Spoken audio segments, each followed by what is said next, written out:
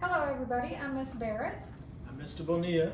and we are here today to work on the other video where we came up with a pen box and show you how to do a model or create a model based on the information, okay, that we learned yesterday about protons, electrons, and neutrons.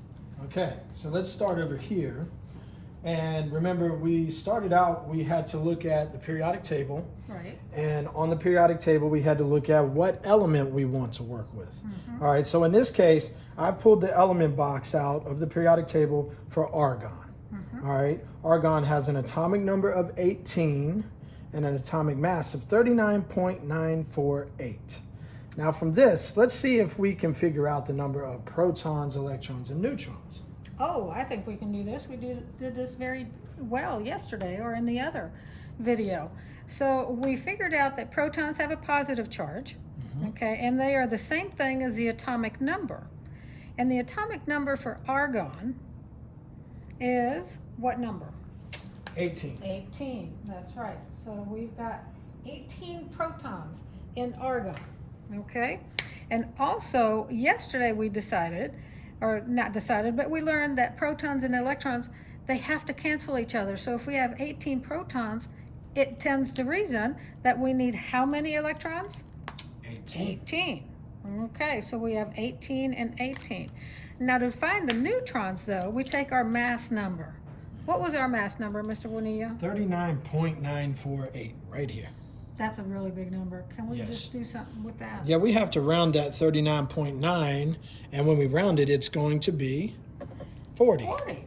So now we take that, the mass number is 40, okay, minus the atomic number that was 18, okay, and at this point, kids, you can get a calculator or you can do your mental math, and if I do this, so 10 minus 8 is 2, 3 minus 1 is 2. So in argon, we have 22 neutrons, 18 electrons, and 18 protons. All right. Okay, but what do we do with that information now, Mr. Bonilla? Okay, this information is going to be used to draw the Bohr model of the atom. So I'm going to show you first the rules on how you place things in the atom, and then we're going to practice drawing it by using argon and the information that Ms. Barrett has given us. Okay, so if you will look right here, here's the rules. All right, we start with a circle. All right, in the middle is the nucleus. That NU stands for nucleus. And then on the first shell, we can put 2 electrons. On the second shell, we can put 8, and on the third shell, we can put 8.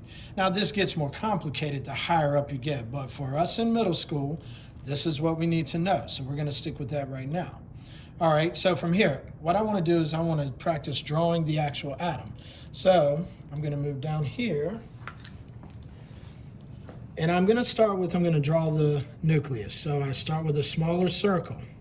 Now inside of this nucleus, I keep it simple. I'm going to put a P and an N. You could sit here and you could draw a bunch of circles inside of there, but it gets really crazy if you do that, especially with a larger atom. All right, so we said that there were how many protons? 18. So I'm going to put 18 protons. We said how many neutrons? 22. 22. So I'm going to put 22. Imagine doing all those little circles inside of there. Oh, no, that's Be a too little much. Too crazy. busy. That's why I make this simple for us. All right. Then I have to draw the first holding shell. Now, the holding shell is where the electrons go. So in my first shell, how many did I say it could hold? 2. 2. All right. So I'm going to do this 1, 2. All right. Now, is 2 enough? No, because we need 18 altogether. Okay. So I'm going to now draw my second holding shell.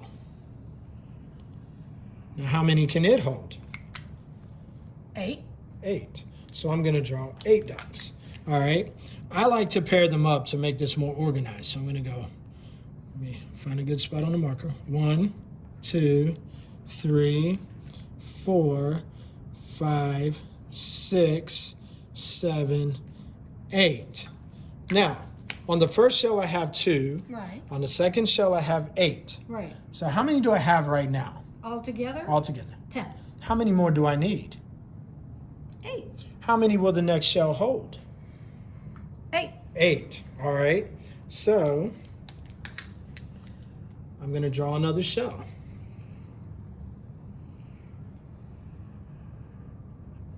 All right, so on my third shell, I can hold 8, and you said I need 8. Right. So I'm going to do the same thing I did on the last one. 1, 2, 3, 4, 5, 6, 7, 8. How many do I have altogether? Well, that was 2 and 8. That's 10. Plus another 8 is 18. 18. So let's check and see how many did we need. We needed 18. I think we're good. We're good. All right, so this is a lesson on how to actually draw the Bohr model of the atom. I hope this was helpful. If you have any issues, you can always give me or Ms. Barrett, message us, and we will help you figure it out from here.